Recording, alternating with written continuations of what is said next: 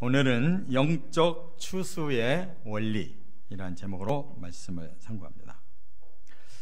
우리는 매년 11월 이렇게 둘째 주가 되면 추수감사절을 지킵니다. 근데 이것이 성경에 과연 근거가 있느냐? 11월에 이 절기를 지키는 것은 근거가 없습니다만은 본래는 구약 성경에 하나님이 정해주신 이 유대력 7월 15일부터 한 주간 동안 지키는 초막절이라는 것이 있는데 거기와 맥을 같이 하는 것입니다.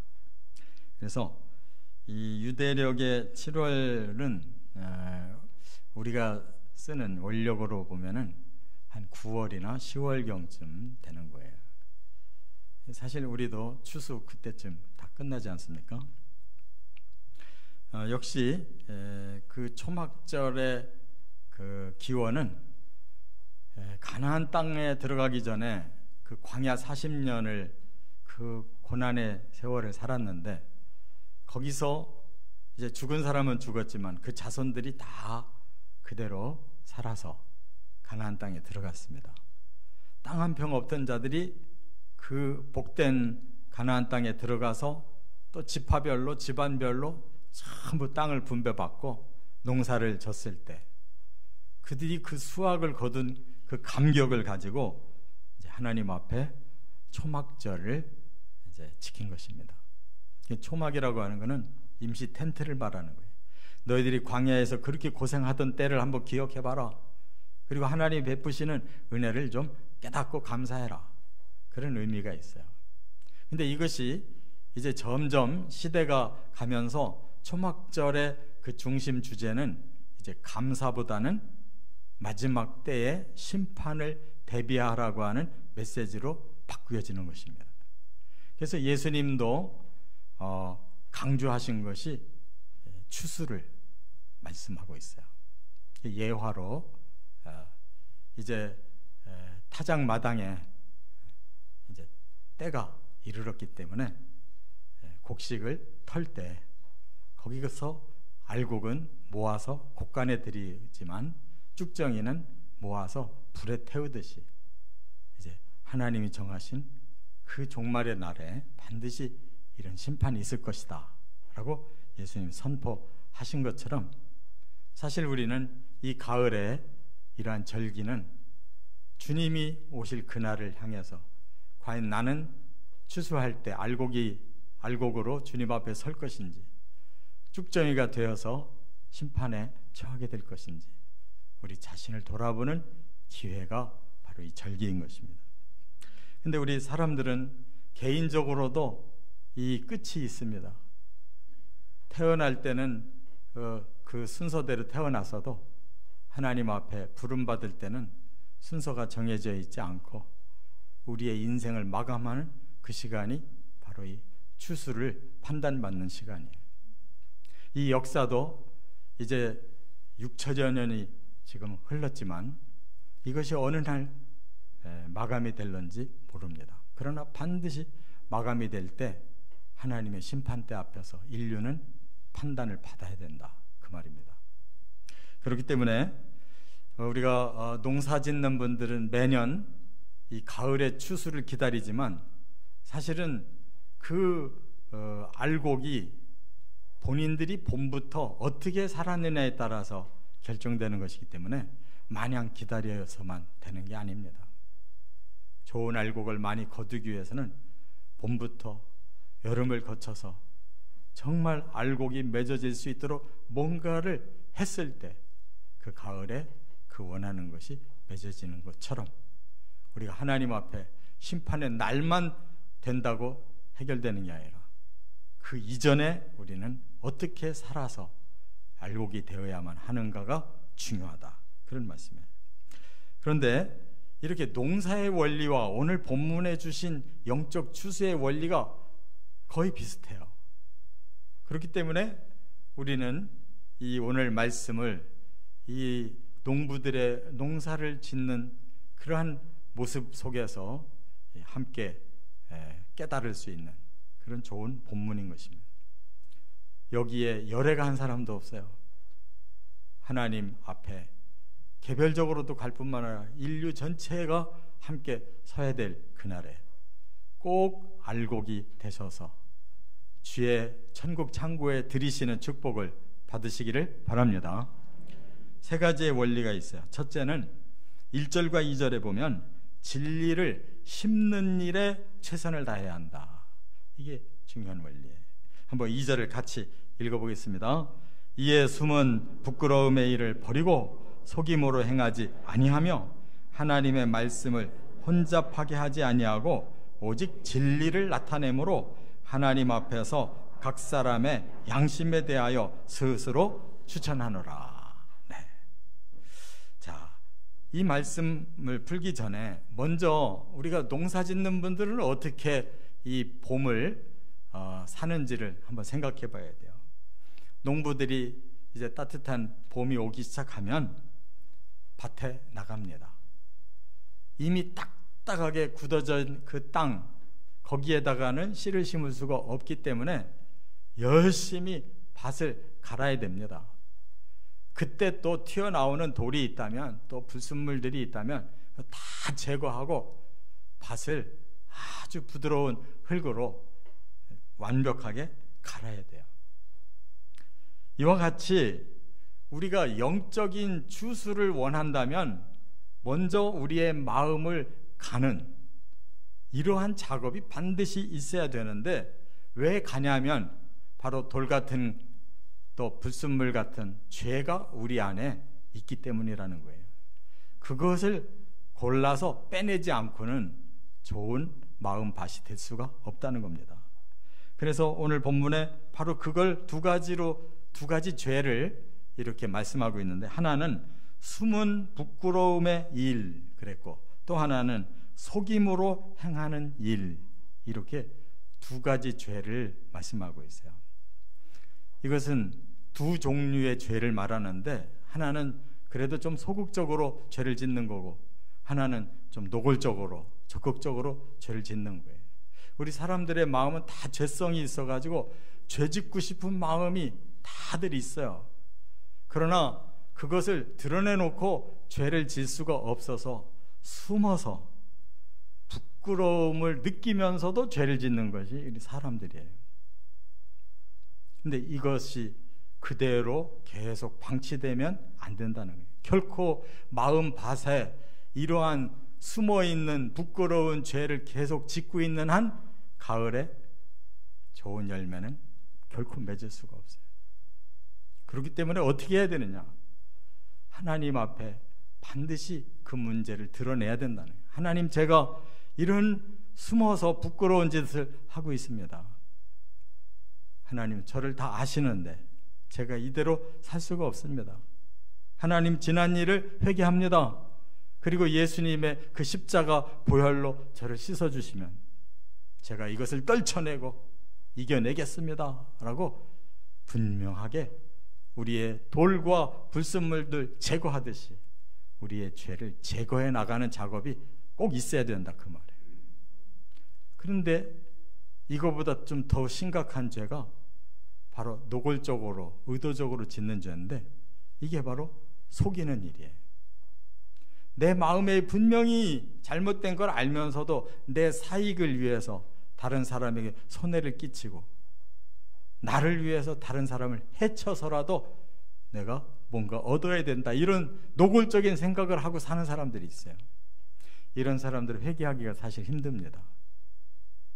죄성에 의해서 마지못해 짓는 죄가 아니고, 이것은 죄성을 아예 이용을 해서 자기의 득을 위한 삶을 살기로 작정한 사람들이에요. 그러나 하나님은 그런 사람들까지도 사랑하시기 때문에 사람 마음에 양심을 주셨어요. 노골적으로 죄를 지면서도 양심의 소리는 듣고 있습니다. 그때 하나님의 성령이 우리의 마음에 찔림을 주시거든. 바로 진리 앞에서 내가 이러한 죄를 졌다는 사실을 인정하고 회개해야 될 줄 믿습니다. 그러면 그것이 바로 그의 불순물을 제거하는 기회가 되는 거예요. 예수 그리스도의 십자가의 보혈은 모든 인류의 모든 죄를 다 해결해 주실 수 있는 전능하신 힘이 있음을 믿으시기 바랍니다. 우리가 자꾸 그렇게 그 중요한 이 죄를 씻는 사건을 자꾸 회피하기 때문에 우리 죄가 남아서 쭉정이가 되는 거지, 예수님이 말씀하신 그대로 우리가 죄를 인정하고 이 죄를 다시 짓지 않겠다고 하는 결단을 주님 앞에 보여드리는 이 분명한 십자가 앞에서의 이 기도는 우리를 변화시키는 능력이 생겨난다는 것을 믿으시기 바랍니다. 그렇기 때문에 교회가 해야 될 일은 뭐냐? 계속 이 복음을 전파하는 일이에요. 듣든지 아니 듣든지, 사람들이 회개하든지 안 하든지 항상 하나님의 복음은 증거되고 있어야 되는 거예요. 그래서 성도들이 먼저 듣고 깨닫고 변화를 계속 시도하면서 또 다른 영혼들을 향해서 계속 전도하는 것이, 이게 영혼들의 죄를 씻고 알곡으로 변화시켜 가는 귀한 방법인 줄 믿습니다. 오늘 본문 1절에 보니까 이렇게 말씀을 했어요. 우리가 이 직분을 받아 그랬어요. 이것이 직분이에요. 우리 영혼도 구원받아야 되지만 다른 영혼까지도 바로 이 죄를 빼내주고 구원시킬 수 있는 직분을 우리가 받았어요. 그런데 이 긍휼하심을 입은 이 직분, 그렇지 않습니까? 얼마든지 우리가 이렇게 죄를 씻고 구원받을 수 있는 이 긍휼의 은혜를 우리가 가지고 있다는 이 직분이 얼마나 귀한 일이에요. 얼마나 위대한 일이에요. 근데 이걸 하다 보면 여기 보니까 낙심할 수가 있다는 거예요. 왜? 영혼을 구원하는 일이 쉬운 게 아닙니다. 농사 짓는 일도 땀 흘려서 일하지 않고는 결코 농사가 될 수가 없는 거예요. 얼만큼 부지런하게 땀 흘리고 노력하고 계속 하느냐에 따라서 결과가 달라지는 거잖아요. 하물며 영혼의 죄를 씻게 하고 예수 그리스도의 십자가를 믿고 구원받게 하는 일이 얼마나 더 힘들겠습니까? 그렇지만 낙심하지 아니하고 그랬어요. 꾸준히 계속 한다면 그것은 반드시 농사 짓는 사람이 이렇게 밭을 갈듯이 불순물을 제거하듯이 옥토를 만들어내듯이 거기에 진리를 심으면 반드시 구원받는 자들이 일어난다는 거 깨달으시기 바랍니다. 농사는 결코 거짓이 없어요. 고린도 후서 9장 6절에 그랬어요. 심는 대로 거둔다. 많이 심는 자는 많이 거두고 적게 심으면 적게 거둔다고 말씀했어요. 가을에 많은 걸 거둬들이기를 원하는 농부가 있다면 봄철에 땀 흘려서 계속해서 이 땅을 잘 갈고 그리고 고랑을 잘 내고 그리고 진리라는 진짜 좋은 씨만 심어야 가을에 그만큼 결과가 오는 거예요. 거저되는 일은 없어요. 우리가 이렇게 봄철이 돼서 씨를 심으려고 막 옥토를 만들고 그걸 또 고랑을 잘 반듯반듯하게 타놓고 그리고 거기다가 씨를 심어 놓으면 그 다음 어떻게 됩니까? 반드시 거기에 그 씨가 싹을 터서 그 다음부터 아주 작은 식물들이 점점 올라오는 걸 볼 수가 있잖아요. 그렇게 진리를 심으면 반드시 생명이 싹트게 돼 있고 그 생명은 자라나게 돼 있다는 것을 믿으시기 바랍니다. 두 번째, 3절과 4절에 보면 여기에 이제 좀 어려운 문제가 또 하나 발생한다는 거예요. 그건 뭐냐? 악의 방해 세력을 이겨내야 된다 하는 거예요. 한번 4절을 같이 읽겠습니다. 그 중에 이 세상의 신이 믿지 아니하는 자들의 마음을 혼미하게 하여 그리스도의 영광의 복음의 광채가 비치지 못하게 함이니 그리스도는 하나님의 형상이니라. 씨 심어서 싹 나고 이파리가 막 피어 올릴 때 그렇게 예쁜데 구경만 하고 있어서 그게 되느냐? 아니에요. 바로 잡초들이 더 크게 왕성하게 자라납니다. 논을 그렇게 반듯반듯하게 그렇게 물대고 모목 심어가지고 그냥 푸릇푸릇 깨끗하게 올라올 때 거기에 반드시 피가 섞여서 올라오는 것을 볼 수가 있어요. 예수님이 천국 비유를 말씀할 때 좋은 씨를 심었는데 왜 이렇게 가라지가 나옵니까? 그러니까 바로 악한 사탄이 일부러 갖다 심었다. 여러분, 이 자연의 이 원리도 바로 악한 사탄에 의해서 사람이 저주를 죄짓고 저주받으니까 이 자연까지도 저주가 임해서 잡초가 나는 거예요. 가라지가 함께 올라오는 것입니다. 그래서 우리가 먹고 사는 이 곡식을 거두는데도 이러한 수고가 없이는 살 수가 없는데, 하물며 우리가 영혼을 구원받고 하나님의 백성이 돼서 천국의 곳간에 들어가기 위해서라면 얼마나 악한 세력이 크게 방해를 하겠냐 그 말이에요. 그 어떤 방해를 할까요? 여기 보니까 이 세상의 신이, 바로 이 세상을 지배하고 있는 사탄이 믿지 아니하는 자들의 마음을 혼미하게 한다 그랬어요. 믿음이 견고하지 않으면 바로 그 사람이 뭐가 약점인가 금방 알아차리고 사탄이 들어가는 거예요. 그래서 마음을 혼미하게 한다. 견고한 믿음을 가진 사람은 흔들 수가 없지만 믿음이 좀 비어있는 사람들, 불완전한 사람들, 사탄이 바로 들어가서 그 마음을 흔들어버리고 섞어버리고 이렇게 시험을 준다는 겁니다. 그러면 우리는 여기에 진리가 심겨져서도 그 진리가 제대로 왕성하게 자랄 수가 없게 이렇게 잘못된 마음들이 또 다시 일어나게 된다는 거예요. 그렇기 때문에 영광의 복음의 광채가 비치지를 못한다.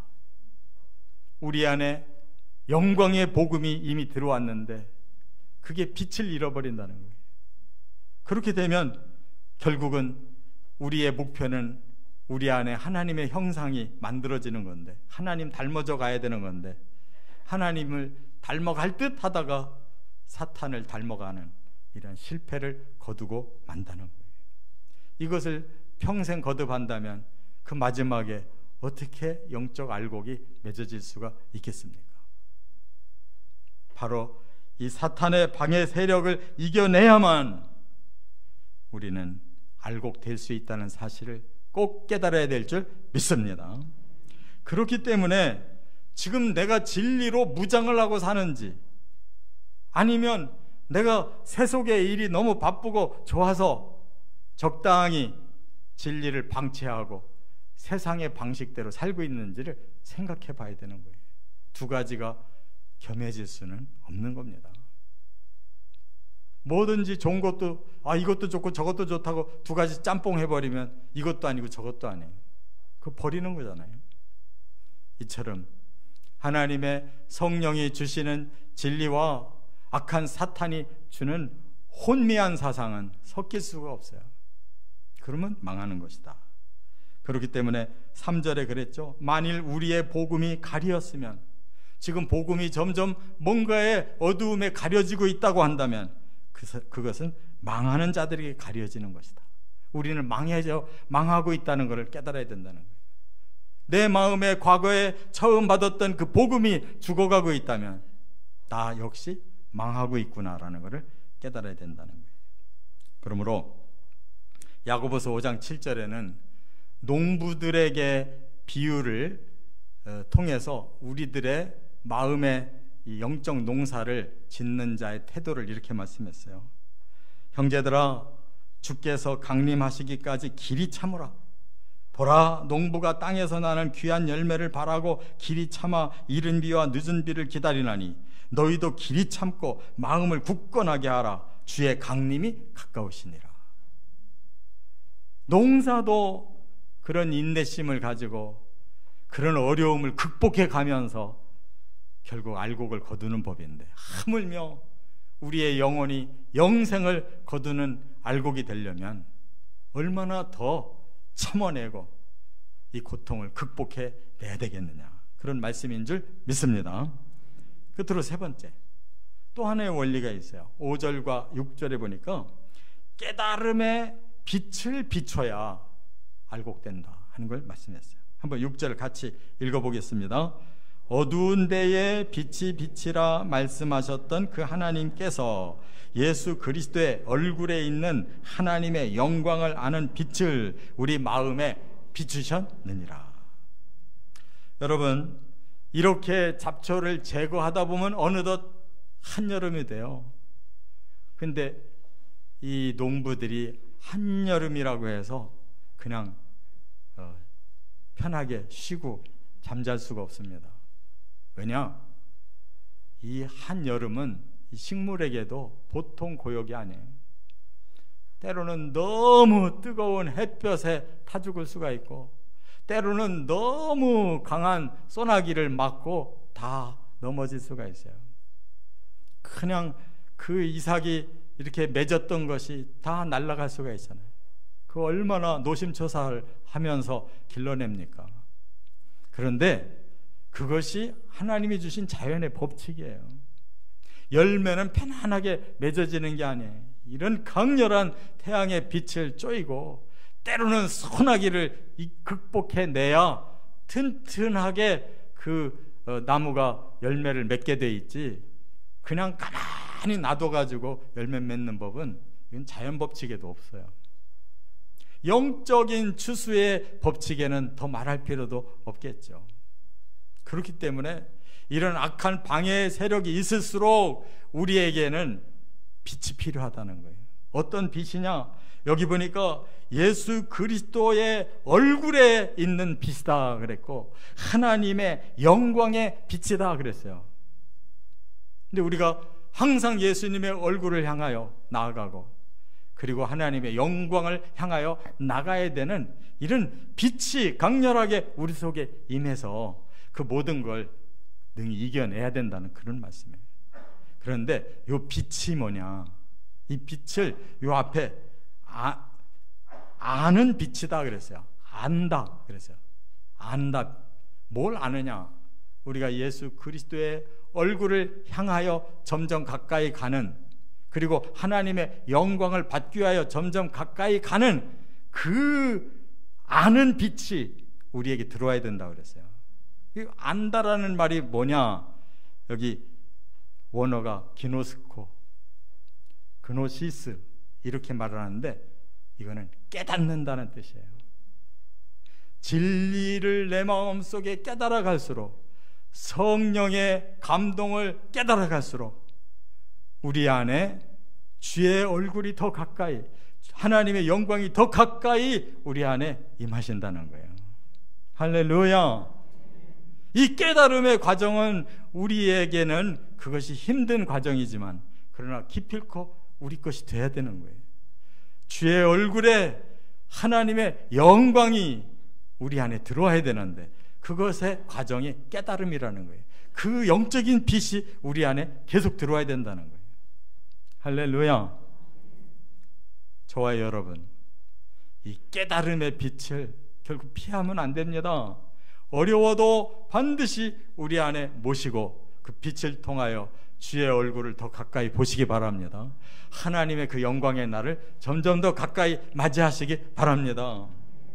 이렇게 될 때 어느덧 선선한 바람이 불기 시작하고, 아침 저녁으로 우리가 사람이 이제는 뭔가 좀 생동감 있게 살만하다 할 그때에 드디어 모든 식물들이 열매를 풍성하게 어느덧 맺은 것이에요. 제가 시골에서 목회를 하면서 그 농부들의 마음을 좀 읽었는데, 가을이 되면 얼마나 바쁜지 몰라요. 밤 8시가 넘도록 깜깜해질도록 일을 하고, 그리고 9시에 예배드리러 오는데 와가지고는 앉았다 하면 얼마나 졸리겠어요. 막 때로는 이마를 그냥 마룻바닥에다 꽝꽝 박으면서 그렇게 졸면서도 지금이 제일 좋다는 거예요. 왜? 날마다 나가면 추수할 거리가 너무너무 많으니까 막 그냥 그렇게 기쁠 수가 없다는 거예요.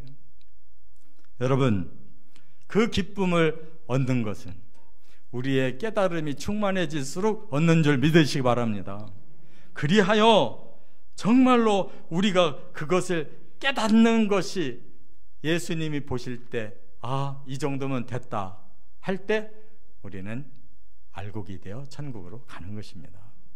마태복음 13장에 보면 예수님이 7가지 천국의 비유를 말씀하면서 마지막 51절에 이렇게 말씀했어요. 이 모든 것을 깨달았느냐? 이렇게 물으셨어요. 그러니까 제자들이 그러하오이다. 우리도 그렇게 대답할 수가 있어야 되는 거예요. 또 예수님은 십자가에 돌아가셨다가 3일이 지난 다음에 부활하셨는데 제자들에게 보여줬음에도 불구하고 제자들이 못 믿고 안 믿는 거예요. 그날 부활하신 날 오후에 예수님께서 엠마오로 내려가는 제자들을 보시고 그들 앞에 나타나셨어요. 그리고 뭐라고 하셨습니까? 예수님께서 모세의 율법과 선지자의 글과 시편에 나를 가리켜 기록된 모든 것이 이루어져야 하리라 말한 것 바로 오늘 이루어진 것이다 라고 말씀할 때에 그들이 그 성경을 깨달았다 그랬어요. 갑자기 마음이 뜨거워졌다 그랬어요. 여러분, 구약에 그렇게 많은 말씀이 결국 예수님이 십자가 지셔야 된다는 거, 그리고 다시 부활하셔야 된다는 것을 예언하고 있었다는 거예요. 사람들은 그게 뭔지도 몰랐지만은 예수님은 그것을 행위로 다 실현해 내셨어요. 십자가에 죽으셔야 인류의 죄값을 씻고 부활하셔야 인류의 저주를 풀어줄 수 있기 때문에 구약 성경에 하나님이 예언해 놓으신 걸 예수님 다 이루셨다는 거예요. 오늘 그것이 바로 예수님의 부활의 날이라고 깨닫는 자는 그 진리가 그의 것이 되는 거예요. 그래야 그 믿음으로 저주를 풀고 천국 가는 거예요. 말씀은 이렇게 확실한 것입니다. 깨닫는 빛을 받으시기를 바랍니다. 이제 말씀 정리합니다. 우리는 타작마당에서 알곡이냐 쭉정이냐를 가르듯이 주의 오실 날이 얼마 남지 않았습니다. 바로 지금 준비하는 이 기간이 정말 중요한 거예요. 마음의 밭을 잘 가시고 악한 사탄이 우리를 혼미하게 하는 거 극복해내시고 그리고 깨달음의 빛으로 충만해서 주의 얼굴과 주의 영광에 참여하는 알곡 되시기를 주의 이름으로 축원합니다.